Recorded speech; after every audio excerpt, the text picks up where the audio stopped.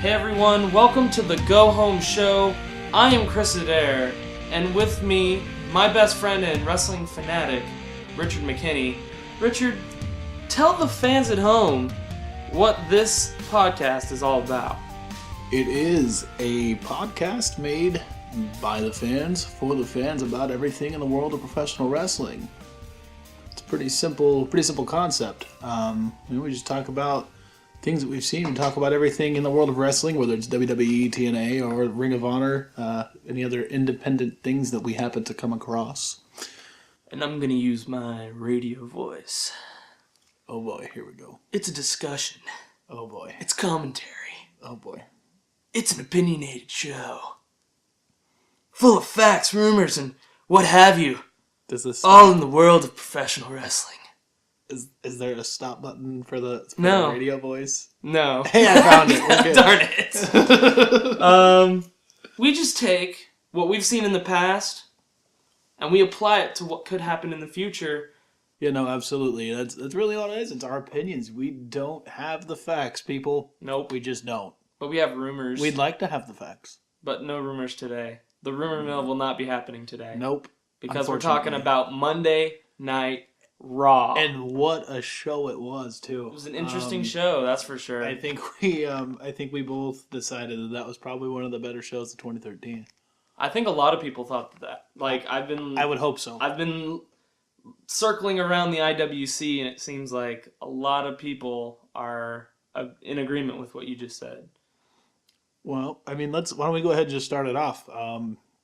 Punk versus Rollins started out with Punk in the ring doing his promo thing, and he was talking about what his year was all about, and how he thinks that this coming year is going to be better. And of course, enter the Shield. And there's some dissension. There's some dissension in the Shield, and Punk sort of kind of like poked the bear. You know, he's like, which one's the best? I've beaten Dean Ambrose a billion times, and he was kind of like making that dissension even bigger. And it totally worked. It was a very instantaneous effect. It was Reigns and Rollins basically going at it.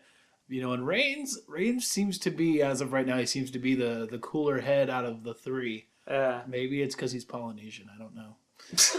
Okay. I mean, I'm just saying. I don't know about that. Every Polynesian I've ever met, pretty chill. So, I mean, he definitely does, though. He seems to be the guy that is keeping his cool. Rollins and Ambrose seem to be pretty quick-tempered. Yeah, they butt heads a lot, it seems, really. And, you know, I think, honestly, and we talked about this last night, I think this is definitely going to be, there was a quick moment where Punk said it, you're next, Reigns, you're next. Yeah. And that's going to be big. It's going to be good things. I think it will either make the Shield stronger or it will tear them apart finally. Yeah, it's kind of hard. Emphasis on finally. It's kind of hard to, figure out what they're going to do with the Shield, how they're going to break them up. I think that's the story of last night's show. Yeah. Well, yeah, it changed a lot. And if you guys listen to our Royal Rumble podcast, everything changed from that. All of our predictions on what could happen completely changed after the New Year's Raw. Absolutely out the window, Most of it. Yeah. The next match following that one was Dolph Ziggler and Curtis Axel. Mm-hmm. I'm really glad that they seem to be picking things up for Dolph. Ziggy finally got a clean win. No shenanigans. And I'm excited for that because I'm a big Ziggler mark, so absolutely. I'm big that on this. He is. I am on the Ziggler train. I don't know. I really like Dolph Ziggler. I feel like we should call gimmick infringement on TNA. Why? Why? The Dixie train? Get on the Dixie train. And I really shouldn't even have said anything because that wasn't going to happen.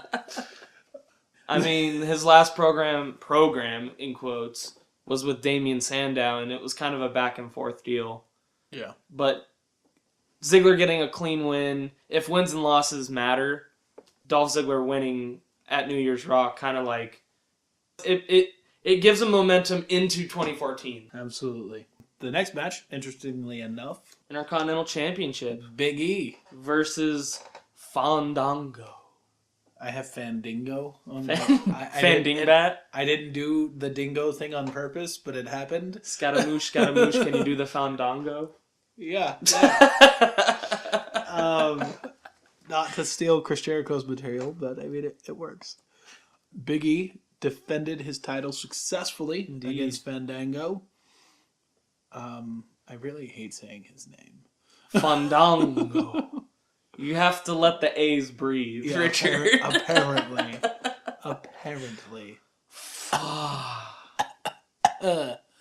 That's how I feel about his name. Richard's A's don't breathe, apparently. Nope, they don't. They don't breathe. I've got too much drawl for that. They choke.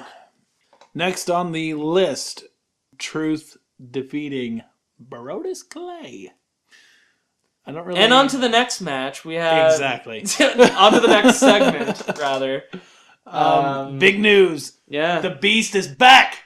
Brock Lesnar. I think Chris just broke the sound barrier in my microphone. And Paulie is back. So I don't remember exactly what we said about Brock Lesnar in our last show. We basically said he could go against Taker. He could go against Bautista. I don't know how many other people spend as much time on WWE.com as we do, but there was a video. Paulie getting interviewed by the Mitchell Cole. And he used the word animal, and of course Michael Cole had to be like, I find it interesting. Yeah. I find it interesting. And you have to use the Michael Cole hands when you do that, the switching gears. You can't see it, but I'm waving my hands back and forth. He is. He's switching gears with his hands right now. Michael Cole goes, I find it interesting that you use the word animal because little did you know Bautista's coming back. And so that... Paulie goes, who? That was probably the best part of the whole interview was, who? Yeah. And... but you've gotta believe if they're making a big deal about putting it on WWE.com, there's gotta be workings happening for the Beast versus the Animal. But more detailed. One thing that I find very interesting, or at least somewhat interesting about how they went about that was on Raw they talked about Brock Lesnar wants to go after the WWE World Heavyweight Championship, and then they kind of put the seed in your head of Batista versus Brock Lesnar.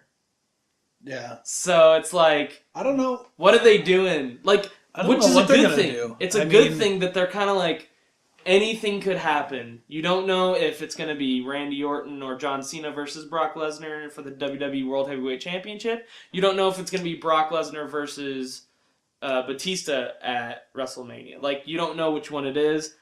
I think, quite frankly, it's going to boil down to Brock versus Batista, and whoever wins the Rumble will take on the winner of the Royal Rumble match.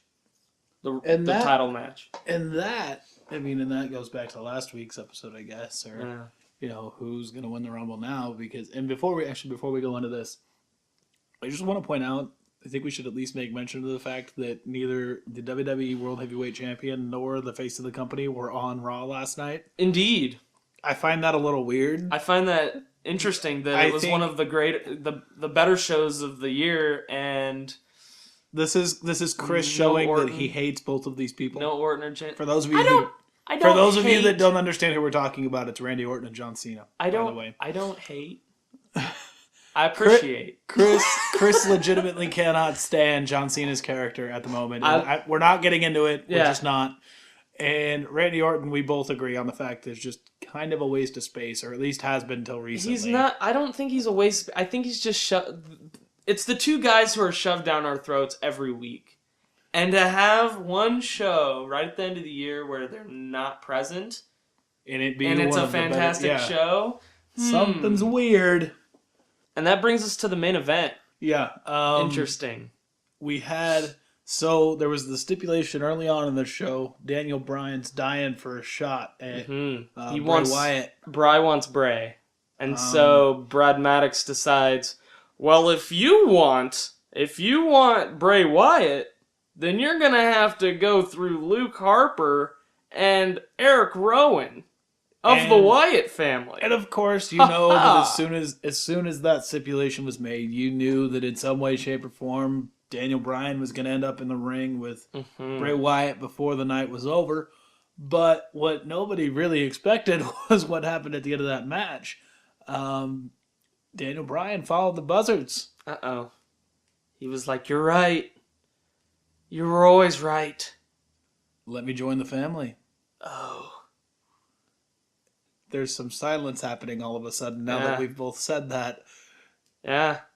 We don't know what's going to happen now. It's something that it makes sense, sort of, but at the same time. The only thing that has kept with me since we talked about this last night was it could end up being Punk and the Shield versus Bryan and the Wyatts. Yeah, that's something I brought up right after right after the show ended. I was like, what could this mean? And I brought up, what if, because the Wyatts versus Bryan and the Shield versus CM Punk were sort of, they happened at the same time and continue to happen at the same time. Yeah. As of right now, it could be that they're going to have a 4-on-4 at WrestleMania. That would be kind of cool. Yeah. And somehow CM Punk, the Wyatts start to run roughshod because they got Bryan, they got Bray Wyatt, they have Luke and Eric. So it's like, could they start having the Wyatts run roughshod over the WWE, and then CM Punk's like, okay, Shield, you guys are like the only force that can take on this new force. And I'm willing to join up with you if you guys can get your S together. And then they could do something at WrestleMania where the Shield just implodes, basically. And it would be interesting to have CM Punk kind of leading the Shield, though. Yeah. It'd be kind of cool. Yeah, absolutely. And forgive me for bringing up things that are so far long ago. When the before times. I wouldn't quite call it that. But something that happened about this time last year, there was that whole tease about Paul Heyman being the head of the Shield. Which actually happened. Yeah. and the whole Heyman guys thing. Yeah. Where it could be like the Shield and Brock Lesnar and CM so Punk. now it's kind of coming back. And Punk denounced Heyman. Sorry. Well, the thing is it's something that just kind of popped in my head. But there's nothing in WWE that's waning towards that. No, not at all. But I think it'd be cool. But think about it, where else is it going to go? At this point, from what we know, and again, anything could happen in the next couple months. That's the point of the show here. As far as we can see from what's happening right now, that is about the only thing that makes sense. Yeah. Coming out of this Raw, I've learned that it's kind of hard to predict what's going to happen at WrestleMania. I mean, we've got 4 months, but I think it's good that we can't put pieces together. Yeah, because I think you and I and Nathan, by this time last year, we had WrestleMania put together already. We everyone had WrestleMania put together by Royal Rumble. Yeah, we had WrestleMania put together and decided by this time last year. So. And the year before that wasn't much different. So in my head, I'm still trying to get out of that funk. It's going to be easy. Yeah, I feel it's going to be this. It's got to be this because that's what they're setting up for. But they're kind of flip-flopping a lot of things, with the Brock situation I was talking about earlier, where on Raw they're talking about Brock's going after the title, but then in an interview on .com they're talking about Batista versus Brock Lesnar, or kind of teasing it a little bit. Yeah. So it's kind of hard to predict what WWE's thinking, which is a good thing. Yeah, it hasn't been that way for a long time. I think that's going to be good things. There's really, it could go any direction. All this stuff is probably the least predictable it's been in a really long time. So I think that's a good sign for the future. Absolutely. Yeah. Now that we've done the results, we've done a preview, hit us up on Twitter at Rich Country. And at The Ref Is Blind. That is TheRefisblind. I'm really glad he spelled that out for you guys. I'm proud of myself because I actually did that in one take. Yeah, and last week I informed you how to spell rich. This week we'll do country. Ready? Okay. Because I told you to Google country last week, so for those of you who didn't do your homework, you're fired. Word of the day. Country. Did the Go Home show sell it for you? Let us know on our Twitters. On the comments below. Somewhere. On the social media. Somewhere. Think with that, I think it's time to go home. It's time to go home already? Yeah, it's time to go home. Let's go home. Fine. Let's go.